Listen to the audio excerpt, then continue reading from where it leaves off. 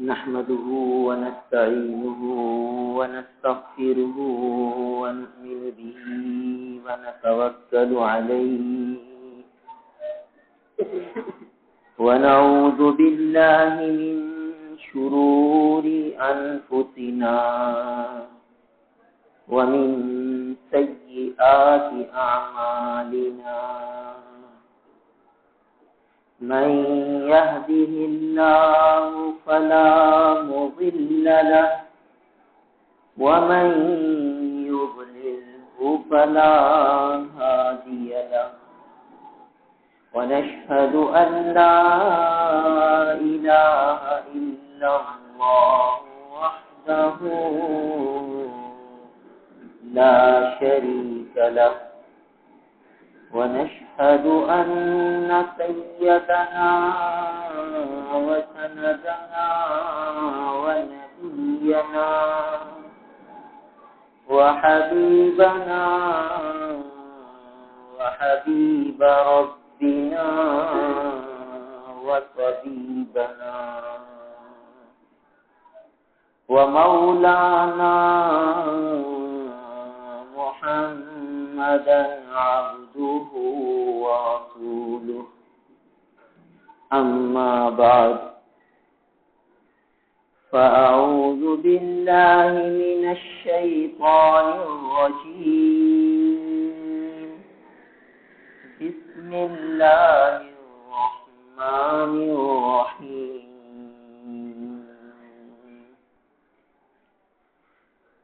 رب المشرق والمغرب لا إله إلا هو فاتخذه وكيلا واصبر على ما يقولون واهجرهم هجرا جميلا وذرني والمكذبين أولي النعمة ومهلهم قليلا إن لدينا أنكالا وجحيما وطعاما ذا غصة وعذابا أليما يوم ترجف الأرض والجبال وكانت الجبال كثيبا مهيلا إنا أرسلنا إليكم رسولا شاهدا عليكم كما أرسلنا إلى فرعون رسولا فعصى فرعون الرسول فأخذناه أخذا وبيلا فكيف تتقون إن كفرتم يوما يجعل الولدان شيبا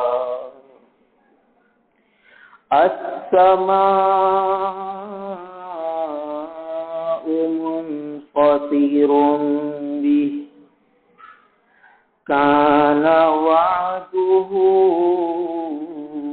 مفعولا إن هذه تذكرة فمن شاء اتخذ إلى ربه سبيلا صدق الله مولانا العظيم. میرے محترم بزرگوں اور عزیز بھائیوں، یہ سورہ مزمل کی چند آیتیں تھیں. بڑے عجیب مضامین ہیں اس سورہ مبارکہ میں، اور یہ بات پچھلے ہفتے عرض کی تھی کہ اس سورہ مبارکہ میں 10 حکم ہیں اللہ تعالی کے، اللہ کے بندوں کی طرف پیغام الہی 10 ہے، اور جو ان 10 پر عمل کر لے گا وہ اللہ تعالی کا بندہ، کامل بندہ بنے گا، اس کو قرب الہی ملے گا، اسے آخرت کی نعمتیں ملیں گی، اسے رضا الہی ملے گی، اللہ تعالیٰ اس سے راضی ہو جائیں گے. یہ سورہ مبارکہ آخر ابتدائی زمانے کی ہے، ابتدائی اسلام کی صورتوں میں سے ہے. گویا ان آیتوں پر، اس سورت کے احکامات پر صحابہ نے عمل فرمایا اور کتنے اونچے مقام پر پہنچے. رضی اللہ تعالی عنہ ورضوا عنہ کا خطاب ان کو ملا. گویا اس سورہ مبارکہ کے احکامات پر عمل کیا ہوں. 10 حکم ہیں. کچھ احکامات کا تعلق عبادت سے ہے، کچھ کا معاملات سے ہے، کچھ کا معاشرت سے ہے. تو ان سارے احکامات کو سمجھنا ہے اور اس پہ عمل کرنا ہے. پچھلے ہفتے عرض کیا تھا کہ پہلے 4 حکم گزرے. یا ایھا المزمل اس سورہ مبارکہ میں براہ راست خطاب حضور اکرم صلی اللہ تعالی علیہ وسلم کو ہے، اور حضور اکرم صلی اللہ تعالی علیہ وسلم کے واسطے سے پوری امت کو ہے کہ یہ ساری صفات امت کے ہر فرد میں آنی چاہیے. یہ سارے احکامات امت کا ہر فرد اس پر عمل کرے. تو براہ راست خطاب ہمارے آقا نبی کریم صلی اللہ علیہ وسلم سے ہے. یا ایھا المزمل، ایک کپڑے میں لپٹے ہوئے، قم کھڑے ہو جائیے، لیلا رات کے وقت، قم اللیلہ رات کو کھڑے ہو جائیے، تہجد کا اہتمام کیجیے. تو اس سورہ مبارکہ کا پہلا حکم تہجد کا اہتمام. پھر دوسرا حکم ورتل القرآن ترتیلا، قرآن کو پھیر کر پڑھیے، تجوید کا لحاظ کرتے ہوئے پڑھیے، سمجھ کر پڑھیے، پرسوز آواز میں پڑھیے. اللہ کے محبوب نے ایک صحابی کو دیکھا، وہ قرآن پڑھ رہے تھے اور رو رہے تھے. فرمایا دیکھو یہ ہے ترتیب کہ قرآن پڑھے اور اس کی آنکھوں سے آنسو جاری ہیں. تو دوسرا حکم تھا قرآن کو پھیر کر پڑھنا، سمجھ کر پڑھنا، تجوید کا لحاظ کر کے پڑھنا، اچھی آواز میں پڑھنا. اور تیسرا حکم تھا وَاذْكُرِ اسْمَ رَبِّكَ، اللہ تعالیٰ کا ذکر کرنا، ذکر کا اہتمام کرنا. یہ تیسرا حکم تھا. اور چوتھا حکم تھا وَتَبَتَّلْ إِلَيْهِ تَبْتِيلًا، سب کو چھوڑ کر اللہ کی طرف یکسوئی اختیار کرنا، تنہائیوں میں بیٹھنا، خلوت نشینی اختیار کرنا، سب سے کٹ کر اللہ تعالیٰ سے جڑنا. یہ ہے تبتل. تو چوتھا حکم یہ تھا تبتل کا کہ تنہائیوں میں بیٹھنا. اس کے بعد اب 5واں حکم آ رہا ہے. 5واں حکم آنے سے پہلے ایک تمہید باندھی گئی. 5واں حکم ہے فَاتَّخِذْهُ وَكِيلًا، پس اس کو وکیل بنائیے. اللہ تعالی کو ہر معاملے میں اپنا وکیل بنائیے، اپنا کارساز بنائیے. فَاتَّخِذْهُ، آپ بنائیے اس اللہ کو وکیلا، کارساز. یعنی اسی پہ توکل فرمائیے، اسی پر بھروسہ کیجیے۔ فاتخذہ وکیلا، اس کو وکیل بنائیے۔ وکیل کس کو کہتے ہیں؟ اپنا کام دوسرے کے ذمہ ڈالنا کہ بھئی یہ کام کر کے آ جانا، کہتے ہیں بھئی یہ اس کا وکیل ہے، اس کی طرف سے خرید رہا ہے، اس کی طرف سے بیچ رہا ہے، نائب ہے، تو اپنے ہر کام میں اللہ تعالیٰ کو وکیل بنا لو، تو تمہارا ہر کام بنتے چلا جائے گا، کوئی بگاڑ نہیں ہوگا۔ تو فاتخذہ وکیلا، اے نبی آپ ان کو اپنا وکیل بنائیے، مگر وہ توکل کا حکم دینے سے پہلے ایک تمہید باندھی گئی، رب المشرق والمغرب لا الہ الا ہو، کہ مشرق اور مغرب کا پالنے والا ہے، مشرق کا مغرب کا رب ہے۔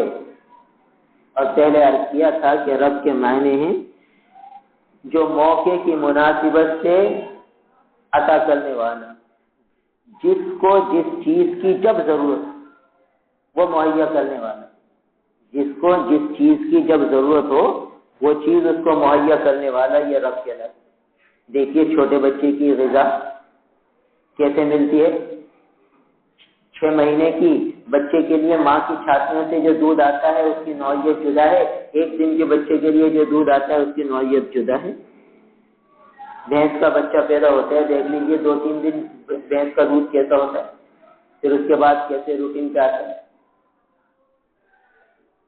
تو جس کو جب جس چیز کی ضرورت ہو وہ چیز اس کو مہیا کرے، یہ ذات رب کہلاتی ہے، تربیت کرنے والی ذات، موقع محل سے اس کو عطا کرنے والی۔ تو مشرق کا پالنے والا، مغرب کا پالنے والا، جس کے سوا کوئی معبود نہیں، بس وہی معبود برحق ہے۔ جب وہ مشرق مغرب کو پالتا ہے، مشرق مغرب کا رب ہے، تو پھر آپ ہر معاملے میں اس پر بھروسہ کیجیے۔ فاتخذہ وکیلا، گویا 5واں حکم آیا کہ آپ توکل کیجیے، اللہ تعالیٰ کی ذات پر بھروسہ کیجیے، ہر معاملے میں اس کو اپنا کارساز بنا لیجیے۔ وکیل کے معنی کیے جاتے ہیں کارساز، یہ فارسی کا لفظ ہے۔ کارساز کے معنی ہے کام بنانے والا، تو ہر معاملے میں اسی کو کام بنانے والا بنا لیجیے۔ کیا مطلب؟ کہ اسباب ظاہر کو اختیار کیجیے، پھر انجام اسی پہ چھوڑ دیجیے۔ ظاہری اسباب میں انہماک نہ ہو، غلو نہ ہو۔ ظاہری اسباب اختیار کر لیے، اس میں بالکل منہمک نہ ہو گئے، اس میں بالکل غلو نہ کیا، حد سے آگے نہ بڑھے، اور پھر بھروسہ اللہ تعالیٰ کی ذات پر کر لیے۔ کیا مطلب؟ کہ دیکھیے بیمار ہوئے تو کسی اچھے ڈاکٹر کو دکھا دیے اور پھر اللہ پر بھروسہ کر لیے کہ بھئی میں نے اسباب ظاہر اختیار کیے ہیں اور بس اب اللہ تعالیٰ ہی اس میں شفا دیں گے۔ دوا میں شفا تھوڑی ہے، ڈاکٹر کے ہاتھ میں شفا تھوڑی ہے، شفا کا سر چشمہ تو اللہ تعالیٰ کی ذات ہے، وہاں سے شفا آتی ہے۔ لہٰذا میں نے ایک سبب ظاہر اختیار کر لیا، اب یا اللہ اب آپ کام بنا دیجیے۔ سبب ظاہر اختیار کیا ہے اور اب بھروسہ آپ کی ذات پر ہے کہ کارساز حقیقی آپ کی ذات ہے۔ اب ہمارے یہاں کیا ہے کہ ایک ڈاکٹر کو ایک دن دکھایا، پھر دوسرے دن دوسرے ڈاکٹر کو، تیسرے دن تیسرے ڈاکٹر کو، کتنے اتنے ڈاکٹر بدل لیے، شفائی نہیں مل رہی۔ یہ ہے غلو فی السبب، انہماک فی السبب۔ کتنے لوگ کہتے ہیں ہم ہر کتنے کام میں ہاتھ ڈالا، جس کام میں ہاتھ ڈالتے ہیں نقصان ہی نقصان ہوتا ہے، جس کام میں ہاتھ ڈالتے ہیں نقصان ہی نقصان ہوتا ہے۔ کیا کریں؟ ساری پونجی ختم ہو گئی، سارا سرمایہ ختم ہو گیا۔ بھائی اسباب ظاہر کو اختیار کرنا ہے اور بھروسہ اللہ تعالیٰ کی ذات سے کرنا، اور سبب ظاہر کو اختیار کرنے سے پہلے 2 کام کرنے ہیں، ایک استشارہ، ایک استخارہ۔ جو بھی کام کرے آدمی تو 2 اہم معاملے شریعت نے بتائے، ایک استشارہ یعنی مشورہ کرنا اس کام کے ماہرین سے، مثلا کسی کو کوئی بیماری ہے اسے ڈاکٹر کو دکھانا ہے تو ایسے لوگوں سے جن کا ڈاکٹروں سے رابطہ رہتا ہے ان سے مشورہ کیا کہ بھئی اس معاملے میں کون سا ڈاکٹر اچھا ہوگا، یہ ہے استشارہ۔ جب 2-3 لوگوں سے مشورہ ہو گیا، اب استخارہ کر لیا، اللہ تعالیٰ سے طلب خیر کر لی۔ استخارے کے معنی ہیں اللہ تعالیٰ سے خیر مانگنا، طلب خیر کرنا۔ استخارے کا مطلب یہ نہیں ہے کہ بھئی کوئی خواب آ جائے گا، کوئی القاء ہو جائے گا، کوئی رہنمائی ہو جائے گی، بلکہ استخارے کے معنی ہیں طلب خیر کرنا، یعنی اللہ تعالیٰ سے خیر مانگ لینا، خیر چاہ لینا۔ اور حدیث پاک میں آتا ہے کہ جو استخارہ کرتا ہے اسے ندامت نہیں ہوتی، یعنی جب آدمی نے کام شروع کرنے سے پہلے اللہ تعالیٰ سے خیر مانگ لی تو استخارہ ہو گیا۔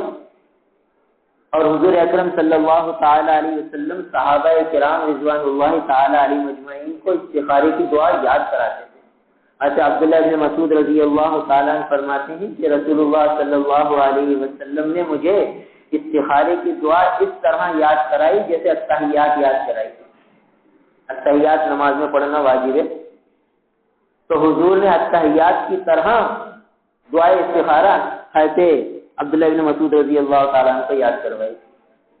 کیوں؟ تاکہ ہر معاملے میں آدمی اللہ تعالیٰ سے خیر چاہے، ہر موقع پر خیر کی ضرورت پیش آتی ہے۔ آدمی روز خریدتا ہے، روز خرید و فروخت کے معاملات میں پڑتا ہے، اور اسے زندگی بھر کیسے کیسے حالات پیش آتے رہتے ہیں، تو وہ فوراً اللہ تعالیٰ سے خیر مانگ لے۔ وَأَمْرُهُمْ شُورَىٰ بَيْنَهُمْ، اور ایمان والوں کے معاملات مشورے سے ہوتے، تو استشارہ کر لیا، مشورہ طلب کر لیا اہل فن سے ایک کام، اور دوسرا استخارہ کر لیا۔ تو استخارے کی جو دعا ہے اس کا مفہوم بھی یہی ہے، اللہم انی استخیرک بقدرتک واسألک من فضلک العظیم فإنک تقدر ولا اقدر۔ یا اللہ آپ قادر ہیں، میں قادر نہیں، ولا اقدر وانت تقدر ولا اقدر وتعلم ولا اعلم۔ یا اللہ آپ جانتے، میں نہیں جانتا۔ فانت اللہ الغیوب، اور یا اللہ آپ سب غیب کی چیزوں کو جاننے والے۔ ان كنت تعلم ان هذا الامر خير لي في ديني ومعاشي وعاقبة امري فاقدره لي ويسره لي ثم بارك لي فيه۔ کہ یا اللہ اگر اس کام میں آپ میرے لیے خیر سمجھتے ہیں، میری دنیا کے اعتبار سے، میری زندگی کے اعتبار سے، میری آخرت کے اعتبار سے میں یہ کام کرنے چلا ہوں، اس میں میری دنیا کی بھلائی ہے، میری آخرت کی بھلائی ہے، انجام کے اعتبار سے بہتر ہے، فقدرہ لی، یا اللہ اس کو میرے لیے مقدر فرما دیجیے، ویسرہ لی، اس کام کو میرے لیے آسان فرما دیجیے، ثم بارک لی فی، اور پھر اس میں میرے لیے برکت بھی ڈال دیجیے، اس معاملے میں میرے لیے برکت بھی ڈال دیجیے۔ دیکھیے کیا دعا سکھائی ہے نبی نے۔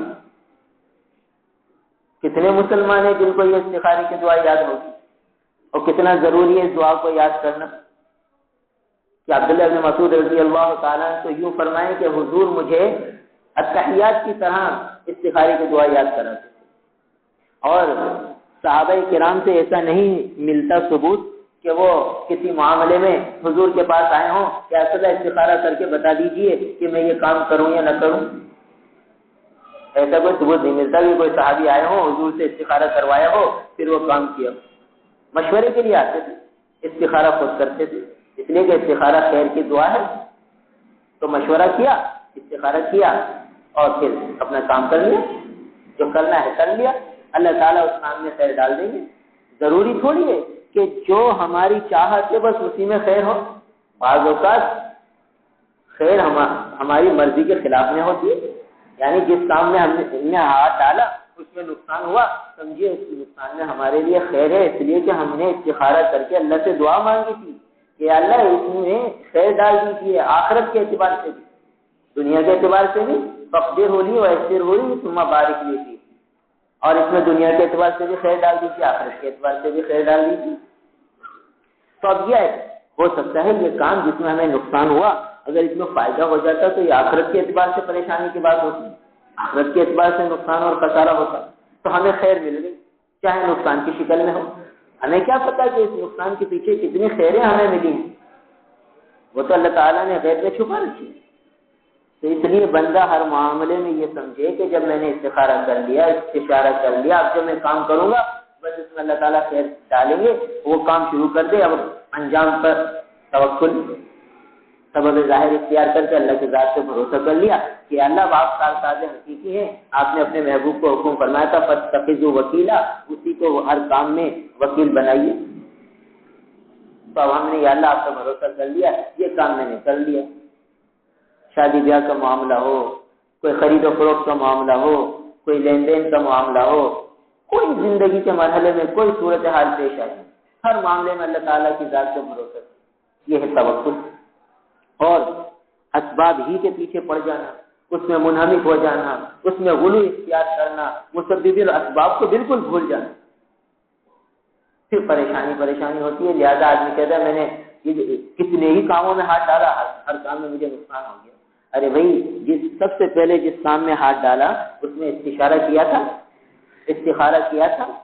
اللہ کے محبوب فرماتے ہیں کہ جو استخارہ کر کے کام کرتا ہے ماں نظیمہ، اس کو کبھی ندامت نہیں ہوتی.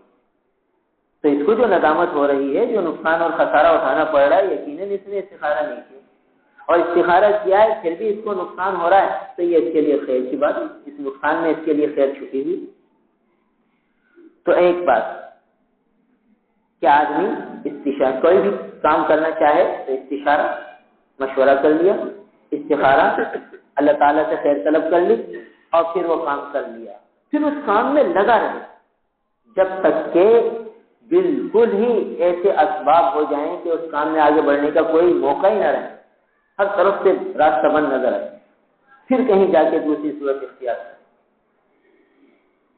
مگر یہاں یہ ہوتا ہے ایک کام میں ہاتھ ڈالا، 2-4 مہینے کام کیا، نقصان نظر آیا، دوسرا کام شروع کر دیا، دوسرے کام میں نقصان نظر آیا، تیسرا کام شروع کر دیا. ایک ڈاکٹر کے پاس گئے، 2 دن فائدہ نہیں ہوا، تیسرے ڈاکٹر کے پاس چلے گئے، تیسرے سے چوتھے کے پاس چلے گئے. اس طریقے سے ہر آدمی پریشانیوں کا شکار ہے. اس کی ایک وجہ عدم توکل ہے، اللہ تعالیٰ کی ذات پر بھروسہ نہ کرنا ہے، اسباب کے میں منہمک ہو جانا ہے، اسباب میں غلو اختیار کر لینا ہے، اس سے بچنا. تو فرمایا فاتخذہ وکیلا، آپ ان کو اے نبی آپ اللہ کو کارساز بنائیے.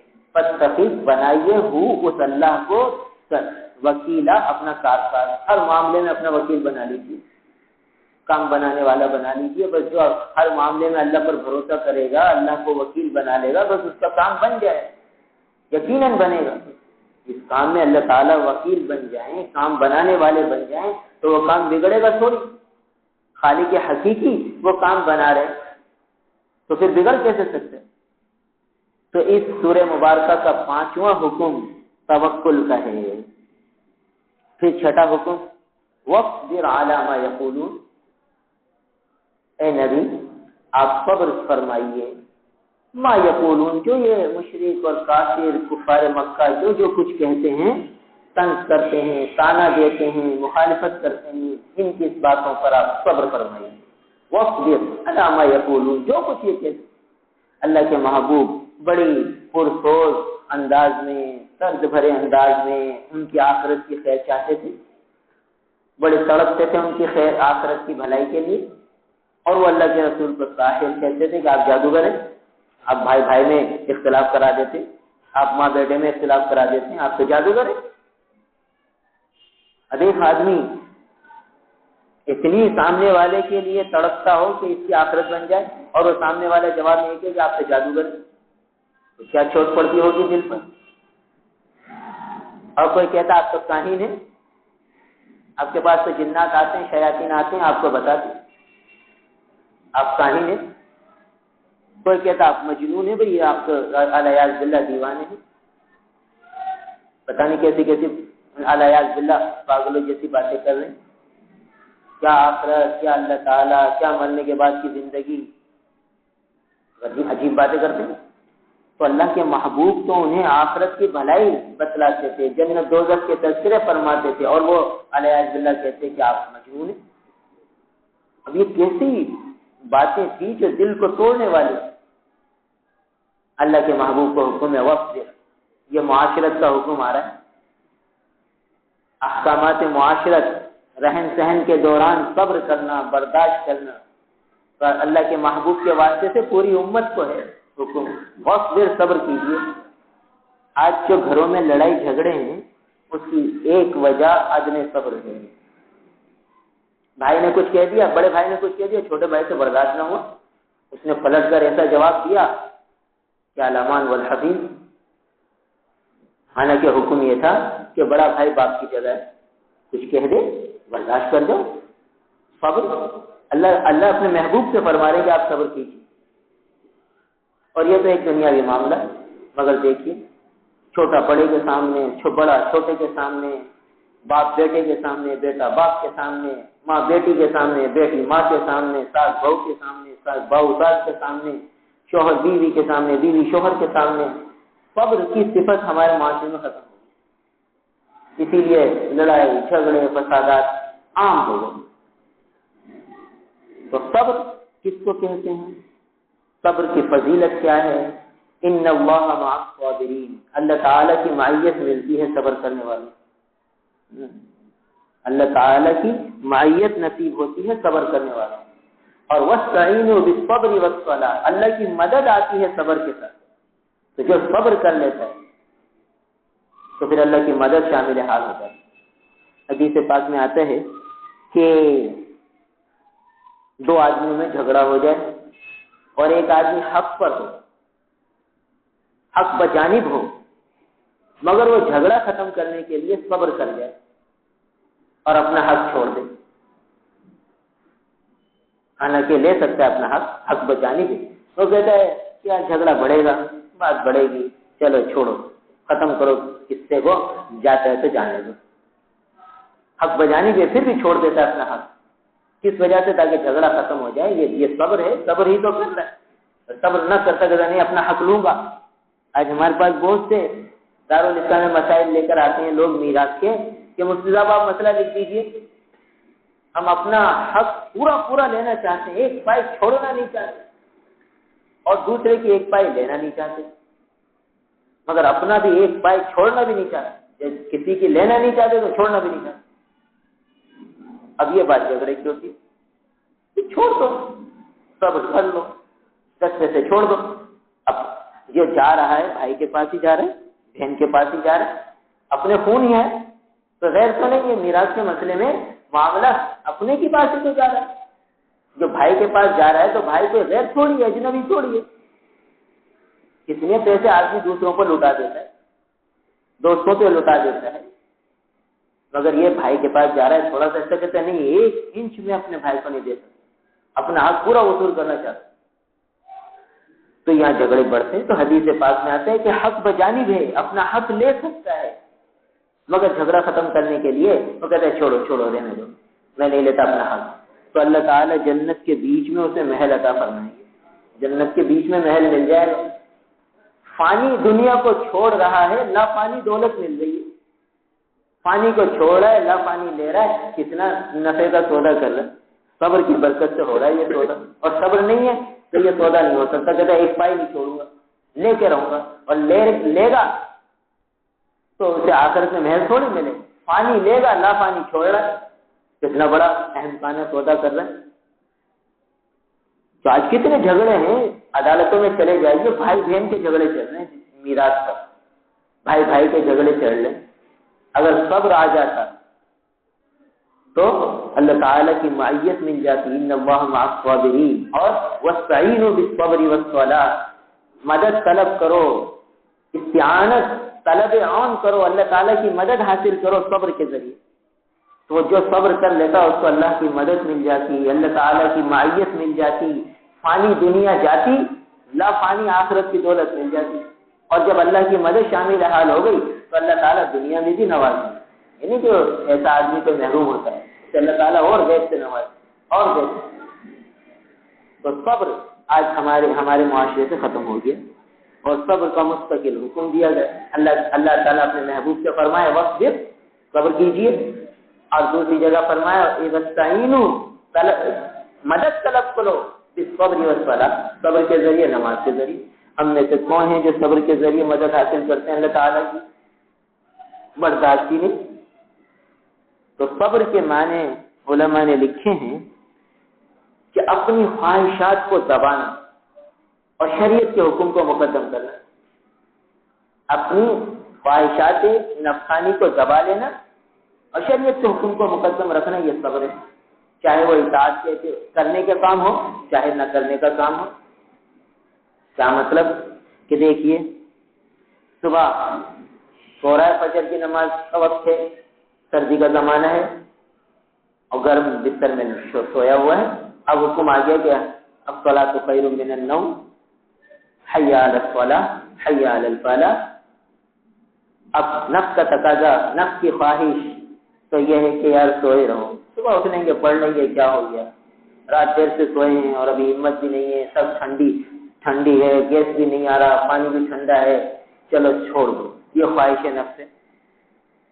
اب یہ اس خواہش نفس کو دبا رہا ہے، کہتا ہے نہیں اللہ کا حکم ہے الصلاۃ خیر من النوم، نوم سے بہتر ہے، نیند سے بہتر ہے نماز، تو اب میں بہتر کو چھوڑ دوں اور غیر بہتر کو اختیار کروں، بڑے نقصان کی بات ہے، بڑے خسارے کی بات ہے، بہت احمقانہ فیصلہ ہے، بے وقوفانہ عمل ہے کہ میں جس کو اللہ فرما رہے ہیں کہ الصلاۃ خیر من النوم، نوم سے بہتر صلاۃ ہے، میں نوم کو ترجیح دوں، صلاۃ کو چھوڑ دوں، جس کو اللہ خیر کہیں اس کو چھوڑ دوں اور جس کو خیر نہ کہیں اسے وہ اختیار کروں، کتنا نقصان کا فیصلہ کر رہا ہوں۔ تو اب خواہش کو دبائے اور اللہ تعالیٰ کے حکم کو مقدم کرے، یہ صابر ہے، اس کو اللہ کی مدد مل گئی۔ اب یہ جب اٹھ گیا نماز پڑھنے آ گیا تو اس کے ساتھ اللہ کی معیت ہو گئی، وَاسْتَعِینُوا بِالصَّبْرِ وَالصَّلَاةِ، اور اس نے اللہ کی مدد حاصل کر لی کہ صبر کیا، اپنے نفس کی خواہش کو دبایا اور اللہ کے حکم کو مقدم کیا، اور ان اللہ مع الصابرین، اللہ کی معیت اس کو مل گئی۔ یہ ہے صبر کہ خواہش کو دبا لینا، اور اسی طریقے سے کوئی گناہ کا تقاضا ہو رہا ہے، نامحرم عورت چاہ رہی ہے، طبیعت میں آ رہا ہے دیکھ لوں کیسا اچھا اس کا لباس ہے، کیسا اچھا اس کا حسن ہے، کیسا اچھا اس نے جو ہے وہ میک اپ کیا ہوا ہے، یہ خواہش آ رہی ہے، اس جذبے کو دبا رہا ہے نہیں، حکم ہے کہ قل للمؤمنین یغضوا من ابصارہم، اس نگاہوں کے جھکانے کا حکم ہے، میں تو نگاہ جھکا رہا ہوں، یہ صابر ہے، اس کو اللہ کی مدد مل گئی، اس کو اللہ کی معیت مل گئی، دو بڑی بڑی دولتیں، اللہ کی معیت، اللہ کی مدد، صبر کی وجہ سے ملی۔ اس نے ہمت کی، تو صبر کے معنی اپنی خواہشات کو دبا لینا، جو دل کا جذبہ ہے اس خواہش کو دبا کر جو شریعت کا حکم ہے اس کو مقدم کر۔ یہ ہر جگہ معاملہ پیش آتا ہے، کئی جگہ خواہشات آتی ہیں، مگر دیکھے گا بھی شریعت کا حکم ہے تو اس کو پورا کروں، شریعت کے مطابق ہے تو ٹھیک ہے، اور شریعت کے خلاف ہے تو اس کو چھوڑ دوں۔ تو اپنی خواہشات سے نہ چلے، شریعت کے حکم پہ چلے، اس کو مقدم کرے، یہ صبر کہلاتا ہے۔ اور ایک صبر یہ ہوتا ہے کہ کوئی تکلیف پہنچی، کوئی بیماری آ گئی، کوئی پریشانی آ گئی، بس وہ کوئی واویلا نہ کیا، اسے من جانب اللہ سمجھا کہ یہ تو اللہ تعالیٰ کی طرف سے ہے، اور اس میں مجھے چوں و چران کی کیا گنجائش ہے، میں کیسے اس پر اعتراض کر سکتا ہوں اور شکوہ شکایت کر سکتا ہوں، یہ تو اللہ تعالیٰ کی طرف سے ہے، پریشانی، یہ صدمہ، یہ تکلیف، یہ بیماری، یہ مصیبت، یہ تو اللہ تعالیٰ کی طرف سے، یہ تو دوست کا عطیہ ہے، یہ تو دوست کا عطیہ ہے، دوست کا ہدیہ ہے، من جانب اللہ ہے، میں کون ہوتا ہوں شکوہ شکایت کرنے والا؟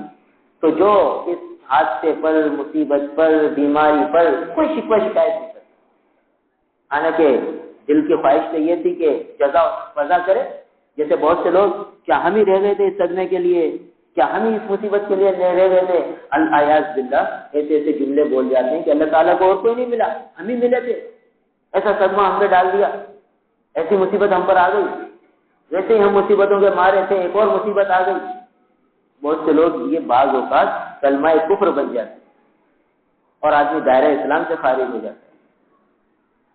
تو اس موقع پر خواہش جو آ رہی ہے دل میں اس کو دبانا، اور جو شریعت کا حکم ہے اس کو مقدم رکھنا کہ بھئی یہ من جانب اللہ ہے، بس اللہ تعالیٰ کی طرف سے میں اس سے راضی ہوں۔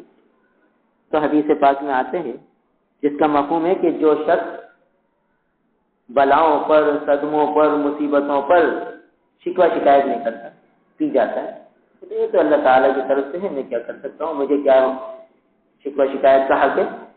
تو پھر اللہ تعالیٰ اگر اسے بیماری دی تھی تو پھر صحت ملتی ہے تو پہلے سے بہتر صحت دیتے ہیں اللہ تعالیٰ، پہلے سے بہتر اس کا زخم کر دیتے ہیں، پہلے سے بہتر اس کو جو ہے خون عطا فرما دیتے ہیں، پہلے خون سے بہتر خون دے دیتے ہیں، پہلے سے گوشت سے بہتر گوشت سے عطا فرما دیتے ہیں۔ اور اگر اس بیماری میں اس کا انتقال ہو جاتا تو پھر اللہ تعالیٰ اس کے سارے گناہ معاف فرما دیتے ہیں اور اسے جنت کی اعلیٰ درجہ عطا فرما دیتے ہیں۔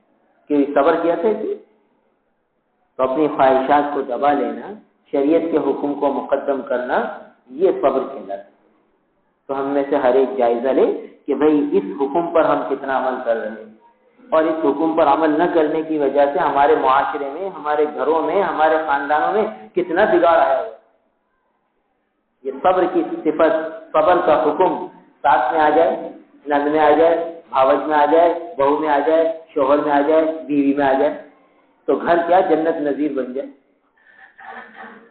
کیوں؟ اس گھر والوں پر اللہ کی معیت آ گئی، اس گھر والوں پر اللہ کی مدد آ گئی، تو پھر وہ گھر جنت نظیر بنے گا۔ مگر دیکھ لیجیے، نہ ساس میں صبر ہے، نہ بہو میں صبر ہے، ہر ایک جو ہے وہ اپنی خواہش کو مقدم کرتی ہے۔ علماء نے لکھا ہے کہ یہ جو صبر کی دولت ہے نا، یہ اللہ تعالیٰ نے اپنی مخلوقات میں صرف انسانوں کو عطا فرمائی ہے،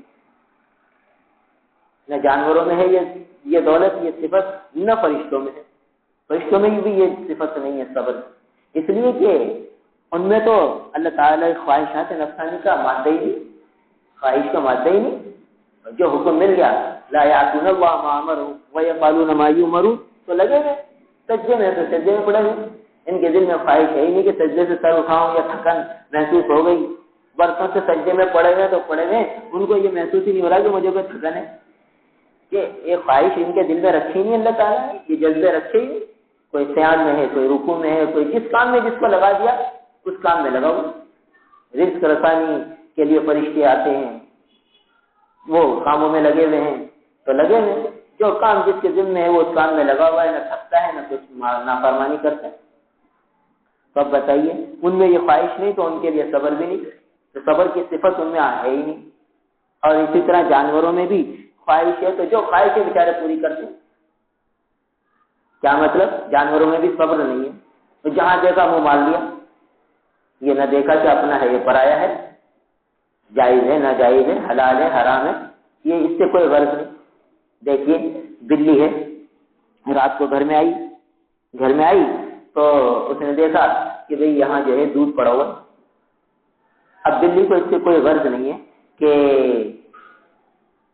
نہ معلوم یہ دودھ چھوٹے بچے کے لیے ہوگا اور میں پی جاؤں گی تو اس گھر کے چھوٹے بچے کو رات کو کتنی تکلیف ہوگی، اب اس کو دودھ نہیں ملے گا تو یہ گھر والے کہاں جائیں گے دودھ لینے، یہ ساری سوچ یہ بلی میں نہیں ہوگی۔ اور بلی تو دیکھے گی بھئی دودھ پڑا ہوا ہے، اب اس کی خواہش ہے کہ میں پی لوں، تو وہ صبر تھوڑی کرے گی، تو موقع دیکھے گی اور پی جائے گی۔ اور مسلمان، اور گھر میں دودھ پڑا ہوا ہے تو ایک بھائی سوچے گا یار میں پی لوں گا، تو ہو سکتا ہے دوسرے بھائی کو ضرورت پیش آ جائے، تو چھوڑو، مجھے اگر میری خواہش ہے تو کوئی حرج نہیں، میں برداشت کر لیتا ہوں، صبر کر لیتا ہوں، میرے بھائی کے کام آ جائے، صبر کر لیا اور چھوڑ دیا بھائی کے لیے، بھائی نے دوسرے بھائی کے لیے چھوڑ دیا، تو بتائیے دودھ میں کتنی برکت ہوگی، اس گھر میں کتنی برکت ہوگی کہ ہر ایک دوسرے کا خیال کر رہا ہے۔ اور آج کیا ہے کہ جو دودھ رکھا ہوا ہے جس کے ہاتھ آیا وہ پی گیا، تو وہ تو بلی پنا ہے، خواہشات کا اتباع ہے، جو جانوروں کی صفت تھی کہ جو من میں آئے بس کر لیا، یہ تو سوچنا ہی نہیں کہ یہ چیز کس کے لیے ہے کس کے لیے نہیں ہے۔ تو یہ بھی صبر کا ایک شعبہ تھا کہ بھئی اپنے دل میں یہ خواہش آئی کہ یہ چیز میں ہڑپ کر جاؤں، گھر میں رکھی ہوئی ہے، تو سوچنا ہے کہ بھئی یہ گھر کے لیے ہے اور سب کا اس میں حق ہے، کس کس نے اس کو کھا لیا ہے کس کس نے نہیں کھایا، اب میں صبر کروں، اپنی اس خواہش کو لگام دوں اور یہ دیکھوں کہ میرے حصے کا ہے تو میں کھا لوں، جتنا میرے حصے کا ہے وہ میں کھا لوں، باقی میں دوسروں کے لیے چھوڑ دوں۔ تو اب یہ دیکھیے یہ چیز تھی صبر۔ تو خواہش تو یہ تھی کہ میں جو چاہے سامنے آ جائے میں لے جاؤں، مگر شریعت اجازت نہیں دیتی، شریعت کہتی ہے دیکھو اب خواہش تو یہ ہے کہ جو دکان سے مال نفع آ رہا ہے بس آتا رہے، چاہے جھوٹ بولنا پڑے، چاہے دھوکہ دینا پڑے، چاہے سامنے والے کا کتنا نقصان ہو جائے، مجھے اس سے کوئی غرض نہیں، تو یہ تو حیوان پنا ہے، تو خواہشات کا اتباع ہے، کیونکہ حیوان میں یہ خواہش تھی کہ جو من میں آیا کر لیا، جو خواہش اٹھی اس کو پورا کر لیا، یہ جذبہ تو حیوان کا ہوتا ہے۔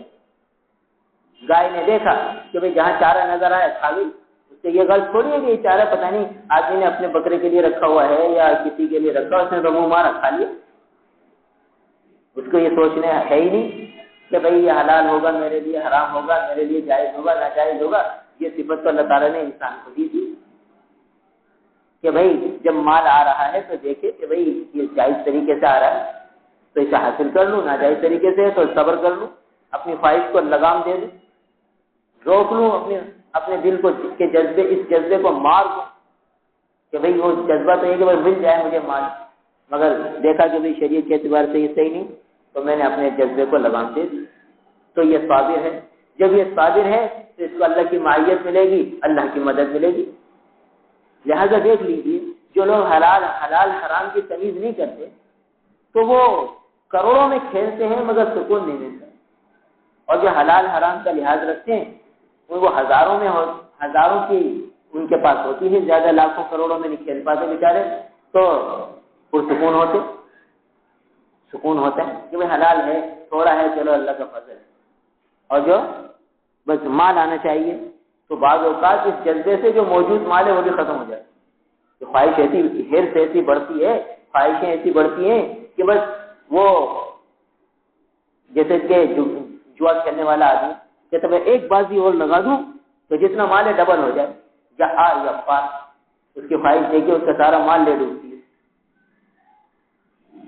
اور اگر آدمی یہ کہے نہیں بھائی جوا تو مجھے تو کھیلنا ہی نہیں، چاہے مجھے سارا مال مل جائے مجھے جوا نہیں کھیلنا، میں میرا جو مال ہے بھلا 1000 کے 1000 ہی رہے، اسے میں یہ حرام میں نہیں پڑوں گا، تو یہ صابر ہے، اس نے برداشت کیا۔ تو اپنی خواہش کو دبانا اور شریعت کے حکم کو مقدم کرنا یہ صبر کہلاتا ہے۔ تو یہ حکم دیا گیا اللہ کے محبوب کو وَاصْبِرْ عَلَىٰ مَا يَقُولُونَ، یہ چھٹا حکم ہے اس سورہ مبارکہ کا کہ صبر کیجیے ان باتوں پر جو یہ کہتے ہیں۔ کیا مطلب کہ اب دل دیکھیے جب آدمی کسی کی خیر خواہی چاہتا ہے، سامنے والا الٹا مقصد لیتا ہے اور برا بھلا کہتا ہے تو دل میں یہ خیال آتا ہے کہ چھوڑو میری بلا سے جہنم میں جائے، مجھے کیا کر دے۔ اب یہ دل کی خواہش ہے، دل کی خواہش ہے کہ چھوڑو اس کو، اس کے حال پر، جہنم میں جائے تو جہنم میں جائے، یہ اپنی قبر میں جائے گا، میں اپنی قبر میں جاؤں گا، مجھے کیا ضرورت ہے، میں تو اس کا بھلا چاہ رہا تھا اور یہ الٹا مجھے ہی سنا رہا۔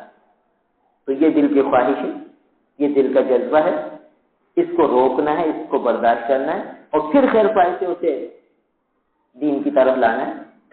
یہ نبی کے جذبے ہوتے تھے کہ اللہ تعالیٰ اپنے محبوب سے فرما رہے ہیں جو یہ کہتے ہیں برداشت کر جاؤ، اور یہ نہیں کہ بھائی اب جو ہے نا ان سے جو ہے ختم کر لو معاملہ، بات جاتے رہو، بات کرتے رہو یہاں تک کہ وہ ایمان لے آئیں۔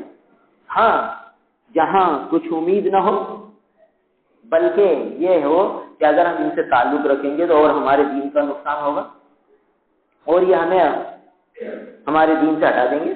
بعض اوقات ایسا بھی ہوتا ہے، بھائی دیکھیے بعض دوست ایسے ہوتے ہیں کہ وہ بے دین ہے، اب ہمارا جذبہ یہ ہے کہ انہیں ہم دین پر لائیں، مگر خطرہ یہ ہے کہ اگر ہم ان کے ساتھ گئے تو ہو سکتا ہے ہم اپنے دین سے بھی چلے جائیں، تو ایسی موقع پر پھر ان سے تعلق نہ رکھنا ہی بہتر ہے، اس لیے کہ ہمارے بگڑنے کا خطرہ ہے۔ تو اب اگلا حکم آ رہا ہے، 7واں حکم، وَاهْجُرْهُمْ هَجْرًا جَمِيلًا، کہ ان کو چھوڑ دیجئے حجرًا جمیلا، اچھے طریقے سے چھوڑ دیں، ہجران جمیل کیجئے۔ کیا مطلب کہ اب جن لوگوں کے ایمان لانے کی اب امید ہی نہیں اور ہر موقع پر وہ ستاتے ہیں، تکلیفی دیتے ہیں، دکھ دیتے ہیں، پریشان کرتے ہیں، تو اب آپ ان کو چھوڑ دیجیے، وَاهْجُرْهُمْ، آج ان کو چھوڑ دیجیے، مگر حجرًا جمیلا۔ یہ عجیب قید لگائی ہے اللہ تعالیٰ نے، اس میں اخلاق حسنہ کی تعلیم ہے کہ بھئی جب کسی سے کسی وجہ سے قطع تعلق کرنا پڑے، جہاں شریعت قطع تعلق کی اجازت دیتی ہے تو وہاں قطع تعلق کرے، تو قطع تعلق میں بھی جمیل کی شرط لگائی، حجرًا جمیلا۔ کیا مطلب کہ اب اس کی برائیاں دوسری جگہ بیان نہ کرتا رہے، ارے ہم نے ان سے رشتہ ختم کر دیا، وہ ایسے وہ ایسے وہ ایسے، نہیں، اس کی اجازت نہیں ہے۔ حجران جمیل کی قید ہے کہ چھوڑنا ہے تو اگر تم یہ سمجھتے ہو کہ ان سے تعلق رکھیں گے تو میرے دین کا نقصان ہے تو تعلق چھوڑ دو، مگر ان کی برائیاں لوگوں سے نہ کرتے پھر کہ ہم نے تو ان سے معاملہ ختم کر دیا، کیوں ایسے تھے ویسے تھے، جہاں بیٹھے 4 آدمی نے پوچھا ارے تمہاری بڑی اچھی دوستی تھی اس سے، ارے بھائی وہ ایسا وہ ایسا میں نے تو اسے بات کرنے بند کر، نہیں بھائی اس کی اجازت نہیں کہ لوگوں سے ان کی خامیاں بیان کرتے رہو، ان کی برائیاں بیان کرتے رہو، نہیں، حجرن جمیلا، اگر معاملہ ختم بھی کرنا ہو کسی شرعی بنیاد پر، بلا عذر شرعی تو معاملہ ختم کرنے کی اجازت ہی نہیں، قطع تعلق کی اجازت ہی نہیں۔ ہاں جہاں اپنے دین کا نقصان ہونے کا خطرہ ہو وہاں حجران ہے، مگر وہ بھی حجرن جمیلا، ایسے طریقے سے کہ اب ہم ان کی برائیاں لوگوں سے بیان نہ کریں، وہ سب پی جائیں، جو انہوں نے ہمارے ساتھ برا سلوک کیا بس اسے پی جانا، یہ ہے حجران جمیل۔ اس کے تذکرے لوگوں سے نہیں کرتا کہ انہوں نے ہمارے ساتھ یوں کیا یوں کیا یوں کیا تو ہم نے ان سے معاملہ ہی ختم کر دیا، ان کی خامیاں، ان کی برائیاں، ان کے عیوب وہ لوگوں سے بیان نہ کرنا، یہ حجران جمیل ہے۔ اور سب سے بیان کرتے پھرنا یہ غیبت ہے، یہ اور خطرناک معاملہ ہے۔ تو بلا عذر شرعی تو کسی سے قطع تعلق کی اجازت ہی نہیں، اور جہاں اجازت ہے تو وہاں بھی یہ ہے کہ ان کی خامیاں، ان کی برائیاں وہ لوگوں سے بیان نہ کرتے پھر۔ تو فرمایا کہ اگر ایسا معاملہ ہے کہ یہ لوگ ایمان لانے کی امید نہیں ہے تو وہ حجر ہوں، ان کو چھوڑ دیجئے حجرن جمیلا، مگر بھلے طریقے سے چھوڑیے۔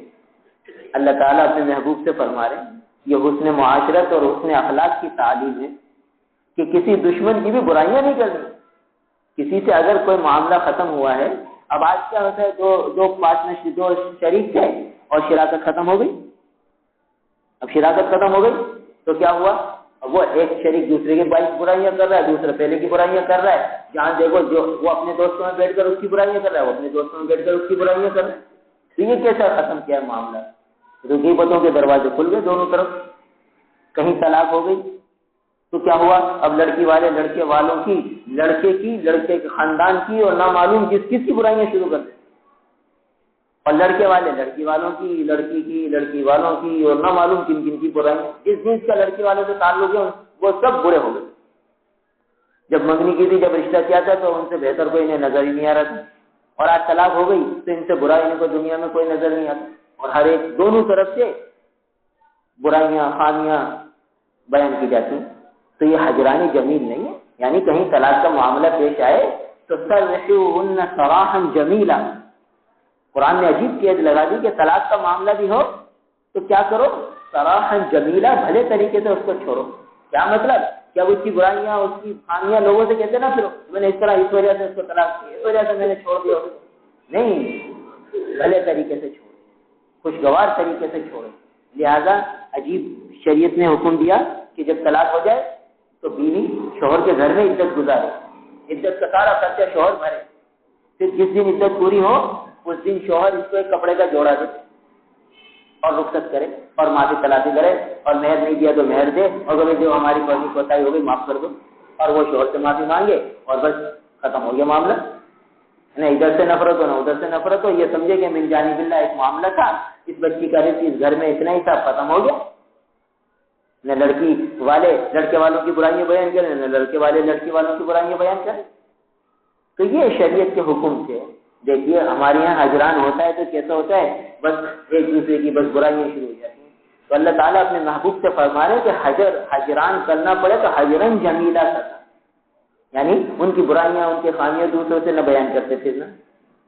تو فرمایا وَهْجُرْهُمْ حَجْرًا جَمِيلًا، یہ 7واں حکم ہے۔ اس کے بعد پھر کیونکہ یہ مشرکین اللہ کے محبوب کو بڑا ستاتے تھے، بڑا دکھ دیتے تھے، بڑی اذیت دیتے تھے۔ دیکھیے، جسمانی اذیت تو ہوتی ہے مگر زبانی اذیت بڑا تکلیف کا معاملہ ہوتا ہے۔ کہتے ہیں کہ تلوار کے زخم تو بھر جاتے ہیں مگر زبان کے زخم نہیں بھرتے۔ تلوار کا زخم بھر جاتا ہے، زبان کا زخم نہیں بھرتا۔ تو وہ کیسے کیسے زبان سے جملے اللہ کے محبوب کی شان میں کہتے تھے۔ تو اب حکم ہے کہ وَذَرْنِي وَالْمُكَذِّبِينَ، آپ مجھے چھوڑ دیجیے اور ان جھٹلانے والوں کو بھی چھوڑ دیجیے، ان کا معاملہ میرے اوپر چھوڑ دیجیے۔ کیا مطلب کہ بھئی اب جب کسی سے معاملہ ختم ہوا تو ان کا معاملہ اللہ پر چھوڑ دو، لوگوں سے خامیاں بیان کرنا شروع نہ کرو، ان کا معاملہ اللہ پر چھوڑ دو۔ ایک موقع پر حضرت ابوبکر رضی اللہ تعالیٰ عنہ اور ایک دوسرے صحابی میں کچھ بات چیت ہو رہی تھی۔ وہ دوسرے ساتھی حضرت ابوبکر رضی اللہ تعالیٰ کو خوب برا بھلا فرما رہے تھے، کہہ رہے تھے برا بھلا برا بھلا۔ حضرت ابوبکر رضی اللہ تعالیٰ خاموش تھے، اللہ کے محبوب دیکھ رہے تھے، مسکرا رہے تھے۔ پھر آخر حضرت ابوبکر رضی اللہ تعالیٰ نے ایک جملہ فرما دیا، اللہ کے محبوب کی مسکراہٹ ختم ہو گئی۔ حضرت ابوبکر رضی اللہ تعالیٰ نے فرمایا اللہ کے رسول، جب میں برداشت کر رہا تھا آپ جو ہے مسکرا رہے تھے، اور جب میں نے جملہ جواب میں کہہ دیا تو آپ کی مسکراہٹ ختم ہو گئی۔ تو فرمایا جس کا مفہوم ہے کہ جب تم برداشت کر رہے تھے تو اللہ تعالیٰ کی طرف سے تمہاری حمایت ہو رہی تھی، تمہاری تائید ہو رہی تھی، تمہاری نصرت ہو رہی تھی، اور جب تمہیں جواب دے دیا تو وہ نصرت ہٹ گئی۔ تو میں دیکھ رہا تھا تو اس نصرت کے آنے پر، اللہ کی تائید آنے پر میں خوش ہو رہا تھا، تو جب نے خود ہی بدلہ لے لیا تو وہ نصرت اور تائید جو تمہارے ساتھ شامل حال جو ختم ہو گئی۔ دیکھیے صبر پر اللہ کی مدد آ رہی ہے۔ تو یہاں فرمایا کہ ان کا معاملہ میرے حوالے کر دیجیے، مجھے چھوڑ دیجیے، والمکذبین اولی النعمہ، یہ جو تکذیب کرنے والے ہیں اور نعمتوں میں ہیں، بڑے ناز و نعمتوں میں ہیں، بڑے مالدار ہیں، اپنے زمانے کے چودھری اور وڈیرے ہیں، انہیں چھوڑ دیجیے، میرے حوالے کیجیے۔ وَمَهِّلْهُمْ قَلِيلًا، ان کو تھوڑی سی مہلت دے دیجیے، اے نبی انہیں تھوڑی سی مہلت دے دیجیے۔ ان لدینا انکالا وجحیما، بے شک اب یہاں سے جہنم کا ایک منظر بیان ہو رہا ہے کہ جھٹلانے والے اور اللہ کے محبوب کو اذیت دینے والے یہ سمجھتے ہیں کہ ان کا کوئی مددگار نہیں ہے۔ نہیں، اللہ فرما رہے ہیں ان لدینا انکالا وجحیما، بے شک ہمارے پاس جو ہے وہ بیڑیاں ہیں، انکال بیڑیاں ہیں جہنم کی آگ کی، وجحیما اور گرم اور جہنم کی آگ ہے ہمارے پاس، وطعاما ذا غصہ، اور ایسا کھانا ہے جو حلق میں اٹک جانے والا ہے، ذا غصہ، حلق میں اٹکنے والا کھانا ملے۔ کیا مطلب کہ دیکھیے بعض اوقات ایسا ہوتا ہے کہ کوئی لقمہ حلق میں پھنس جاتا ہے، نہ اگلتا ہے نہ نگلتا ہے، نہ نیچے جاتا ہے نہ اوپر آتا ہے، اور آدمی کی حالت غیر ہو جاتی ہے۔ تو فرمایا کہ ایسا کھانا ہے طعاما ذا غصہ وعذابا علیما، اور دردناک عذاب ہے، بہت شدت ناک عذاب ہے ہمارے پاس۔ حضرت حسن بصری رحمہ اللہ بہت اونچے درجے کے تابعی ہیں، اور ام المومنین حضرت ام سلمہ رضی اللہ تعالیٰ عنہ کی گودوں میں پلے۔ ام المومنین حضرت ام سلمہ رضی اللہ تعالیٰ عنہ کی خادمہ تھی، ان کے یہ بیٹے تھے، تو وہ خادمہ کسی کام میں ہوتی، یہ تو دودھ پیتے بچے تھے، جب یہ روتے تو ام المومنین ان کو اٹھا لیتے، اپنے سینے سے لگا لیتے۔ تو اس طرح ام المومنین حضرت ام سلمہ رضی اللہ تعالیٰ عنہ کی آغوش میں پرورش پائی۔ پھر چھوٹے تھے تو تمام امہات المومنین کے گھروں میں جاتے تھے، چھوٹے بچے تھے، سب ان سے محبت فرماتی تھی۔ تو اونچے درجے کے یہ تابعین میں سے ہیں حضرت حسن بصری رحمہ اللہ۔ تو ایک دفعہ روزہ رکھا ہوا تھا، افطار کا وقت آیا تو افطاری سامنے آئی تو کھانے کے لیے لقمہ اٹھایا تو اچانک یہ آیت ذہن میں آ گئی، ان لدینا انکالا وجحیما وطعاما ذا غصة وعذابا علیما۔ بس یہ آیت آئی تو پھر صاف آنکھوں میں آنسو آ گئے، وہ جہنم کا منظر یاد آ گیا کہ کیسا کھانا ہوگا جو گلے میں اٹک جائے گا، اور کیسی بیڑیاں ہوں گی، اور کیسی جہنم کی آگ ہوگی، اور کیسا دردناک عذاب ہوگا۔ اس منظر کو یاد فرما کر جو دن بھر کی تھکاوٹ تھی، اور افطاری کے وقت جو بھوک کا عالم ہوتا ہے، اور جو طبیعت کا تقاضا ہوتا ہے کہ جلدی سے کھاتی لوں، وہ تقاضا ہی ختم ہو گیا، اور بے تحاشا آنکھوں میں آنسو آ گئے اور ہچکیاں بن گئیں، اور فرمایا یہ کھانا اٹھا لو، افطاری نہ کر سکے۔ اب یہ دن گزر گیا، دوسرے دن پھر روزہ رکھا، سارا دن ایسے ہی گزرا، روزے کی حالت میں پھر افطاری کا وقت آیا، افطاری سامنے آئی، اور افطاری کا کھانا دیکھا تو پھر ذہن میں یہ آیت آ گئی، ان لدینا انکالا وجحیما وطعاما ذا غصة وعذابا علیما۔ تو پھر ہچکیاں بن گئی، وہی کہ جہنم کا کھانا کیسا ہوگا، کیسے حلق میں اٹکے گا، کیسے معاملہ ہوگا، کیا بنے گا ہمارا۔ بس پھر رونے لگ گئے اور کہا کھانا ہٹا لو، مجھ سے کھایا نہیں جاتا۔ جہنم کا کھانا یاد آ گیا، دنیا کی بھوک ختم ہو گئی، دوسرا دن تھا روزے کا، وہ بھوک اڑ گئی۔ پھر تیسرا دن روزے کا تھا، تیسرے دن بھی روزہ رکھا، اور پھر افطار کے وقت پھر یہ آیت یاد آ گئی، اور پھر جو ہے فرمایا کھانا ہٹا لو۔ اب ان کا بیٹے پریشان ہو گئے کہ ابا جی تو اسی طرح بھوک سے مر نہ جائے، 3 دن سے کچھ کھایا نہیں ہے، اور جب افطار کا وقت آتا ہے یہ کھانا سامنے آتا ہے اور یہ جہنم کا کھانا یاد آ جاتا ہے۔ تو وہ اس دور کے اولیاء کاملین کے پاس گئے جو ان کے ہم کرتے ہیں، حضرت ثابت بنانی رحمہ اللہ، حضرت یحییٰ بکا رحمہ اللہ۔ حضرت ثابت بنانی رحمہ اللہ خود کثرت سے رونے والے تھے اللہ کے خوف سے۔ حضرت یحییٰ بکا ان کا لقب تھا، یہ بھی کثرت سے روتے تھے۔ اب یہ دونوں حضرات خود رونے والے تھے، اللہ تعالیٰ کے ڈر خوف سے، آخرت کے عذاب سے ڈرنے والے تھے۔ ان کو حضرت حسن بصری رحمہ اللہ کا رونا بہت زیادہ لگا، یعنی جو آدمی رونے کی وجہ سے بکا مشہور ہو گیا تھا، یہ تو کثرت سے رونے والے ہیں، وہ آ کر حسن بصری رحمہ اللہ کو سمجھاتے ہیں کہ بھئی اللہ تعالیٰ کے عذاب سے اتنا نہ ڈرو، اللہ تعالیٰ کی جنت بھی بہت وسیع ہے، اللہ تعالیٰ کی رحمت یاد دلائی، اللہ تعالیٰ کی جو ہے انعامات یاد دلائے، اللہ تعالیٰ کا فضل و کرم یاد دلایا، اور پھر زبردستی ان کو کچھ کھلایا، پھر کہیں کھا سکے، ورنہ تو کھانا مشکل تھا۔ تو یہ ہمارے اکابر تھے جن کے آج ہم نام لے رہے ہیں۔ تو ہمیں تو یہ آیتیں رلاتی نہیں، ہماری تو بھوک بھی نہیں اڑتی، اور جو ہے یہ حضرات ان کی بھوک اڑ جاتی۔ یہ آیت جہنم کے جس میں تذکرے ہیں، ان آیتوں سے ان کی بھوک اڑ جاتی، 3 دن تک نہ کھا سکتے۔ یعنی جہنم کا کھانا یاد آیا، وہ لقمہ یاد آیا جو حلق میں اٹکے گا، طعامًا ذا غصہ، ایسا کھانا جو حلق میں اٹک جائے گا، وہ زقوم ہوگا۔ وہ زقوم جہنم کا ایسا پھل کہ اگر اس کا ایک قطرہ دنیا میں سمندروں میں ڈال دیا جائے تو سارا پانی دنیا کا کڑوا ہو جائے، ایک قطرے سے وہ کھانے کو ملے گا۔ کیسے وہ جو ہے منہ میں اترے گا، کیا ہوگا معاملہ۔ تو یہ حضرات ان باتوں کو سوچنے والے ہیں، اس لیے آخرت ان کے سامنے مستحضر ہے۔ تو یہ آخرت کا ایک منظر قرآن نے بیان فرمایا، یوم ترجف الارض والجبال وکانت الجبال کثیبا مہیلا۔ اب یہ قیامت کا ایک منظر، جہنم کا ایک منظر آیا، اب قیامت کا ایک منظر آ رہا۔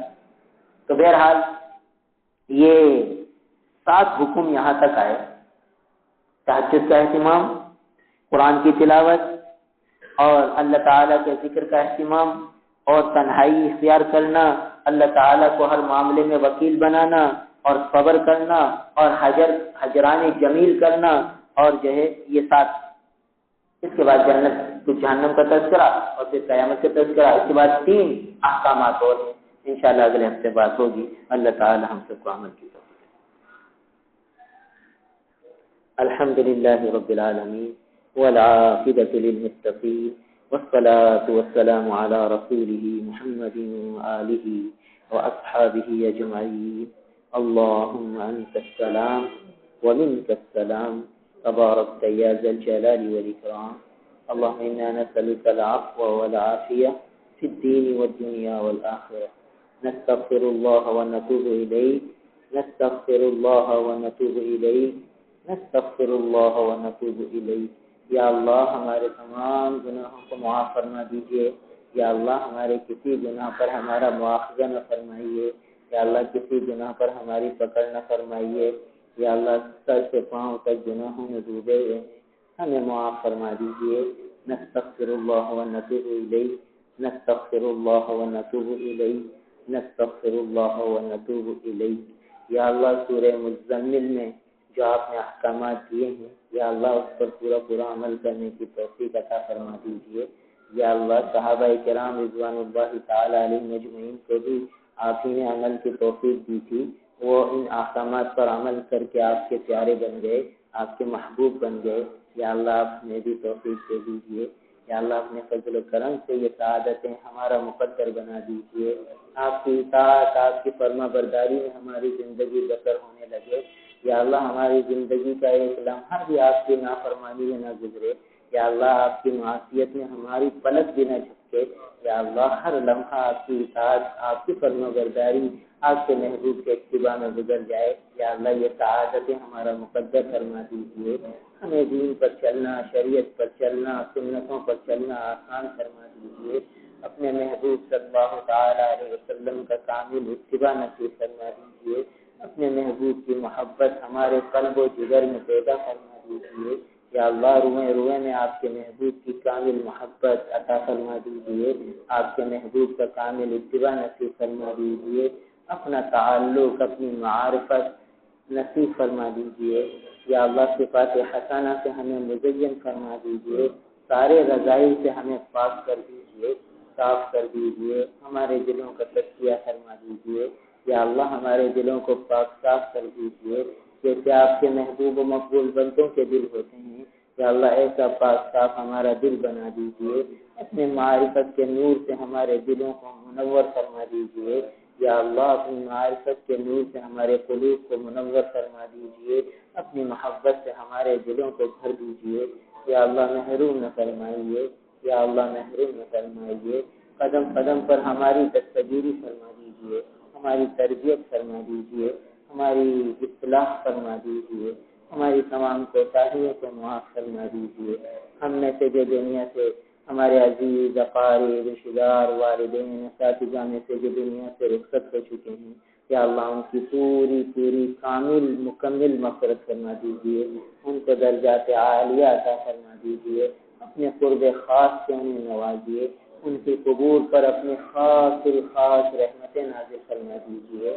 یا اللہ ان کی قبور کو آپ کی رحمتوں کے نزول کا مرکز بنا دیجیے۔ یا اللہ ان کی تمام سیئات کو حسنات میں بدل دیجیے۔ یا اللہ آپ ان پر خصوصی رحمت فرما دیجیے۔ اے اللہ جو مسلمان دنیا کے کسی بھی خطے میں اپنی قبر میں پہنچ چکا، یا اللہ آپ اس پر بھی خصوصی رحمت فرما دیجیے، خصوصاً ایسے مسلمان جن کو کوئی یاد ہی نہیں کرتا، یا اللہ ان پر بھی اپنی رحمتیں برسا دیجیے۔ یا اللہ دنیا کے جس خطے پر جو مسلمان اپنی قبر میں پہنچ چکا، یا اللہ ان کی سیئات کو حسنات میں بدل دیجیے، ان کے عذاب کی قبر میں تخفیف فرما دیجیے، اپنے کرم کی بارشیں ان پر فرما دیجیے۔ یا اللہ اب تک ہماری دعائیں اور مسلمانوں کی دعائیں ان کے وسیلہ، ان کا سہارا، یا اللہ ہماری دعائیں ان کے حق میں قبول فرما دیجیے۔ یا اللہ جب ہم دنیا سے رخصت ہو کر اپنی قبروں میں چلے جائیں تو ہمارے لیے بھی دعائیں کرنے والے پیدا فرما دیجیے۔ یا اللہ محروم نہ فرمائیے، یا اللہ محروم نہ فرمائیے۔ اللہم انا نسألک العفو والعافیہ فی الدین والدنیا والآخرہ۔ یا اللہ اپنے فضل و کرم سے عمومی ہدایت کے فیصلے فرما دیجیے۔ یا اللہ ہدایت کی محنتوں کو رواج دے دیجیے۔